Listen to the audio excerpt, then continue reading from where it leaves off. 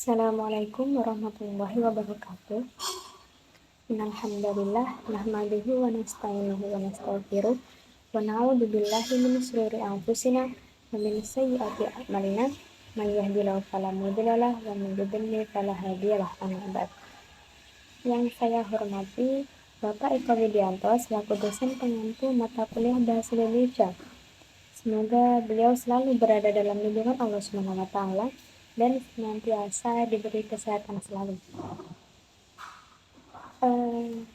Seorang akademisi tentu tidak lepas dari yang namanya pembuatan karya tulis ilmiah. Bersebabnya kita harus mengetahui bagaimana cara membuat karya tulis ilmiah dengan baik dan benar. Maka tujuan saya di sini yaitu ingin membahas tentang tahapan-tahapan penulisan karya tulis ilmiah dengan saya Akila Farhana Fatul Zahra, NIM 22040266156, Prodi Ilmu Al-Quran dan Tafsir UIN Malaya Songo Semarang. Sebelum kita berada pada materi tahapan penulisan karya tulis ilmiah, kita harus mengetahui dahulu apa itu pengertian dari karya tulis ilmiah. Karya tulis ilmiah adalah sebuah tulisan yang mengungkapkan sebuah pikiran, yang mengungkapkan sebuah pengamatan atau hasil peninjauan terhadap suatu fakta yang disusun menurut metode-metode tertentu. Bahasa yang digunakan dalam karya tulis ilmiah yaitu logis dan menggunakan kaidah bahasa baku yang benar.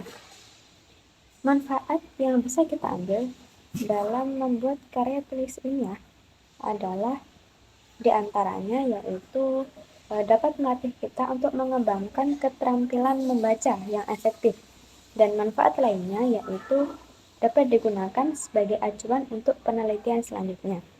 Nah, setelah kita mengetahui tentang pengertian dan manfaat dari pembuatan karya tulis ilmiah, di sini kita membahas tentang teknik penulisan karya tulis ilmiah.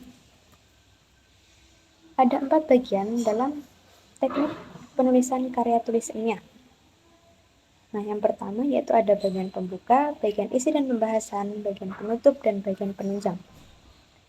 Pada bagian pembuka meliputi bagian sampul, halaman pengesahan, kata pengantar, halaman judul, abstraksi, dan daftar isi. Dan pada bagian isi dan pembahasan, dalam bagian isi meliputi pendahuluan, latar belakang, rumusan masalah, dan tujuan dan manfaat penelitian.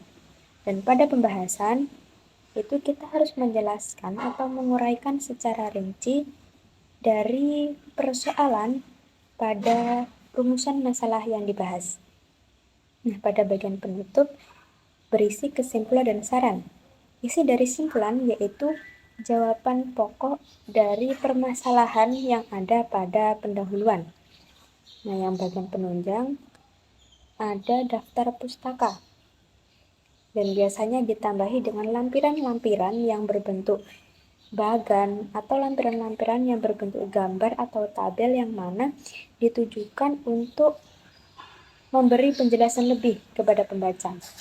Nah, dari penjelasan saya tadi bisa disimpulkan bahwa karya tulis ilmiah adalah sebuah karya atau sebuah tulisan yang mengungkapkan sebuah pikiran atau hasil peninjauan terhadap suatu fakta yang disusun menurut metode tertentu. Dan teknik dalam penulisan karya tulis ilmiah itu dibagi menjadi 4 bagian. Ada bagian pembuka, bagian isi dan pembahasan, bagian penutup, dan yang terakhir ada bagian penunjang. Sekian dari saya. Kurang lebihnya mohon maaf. Assalamualaikum warahmatullahi wabarakatuh.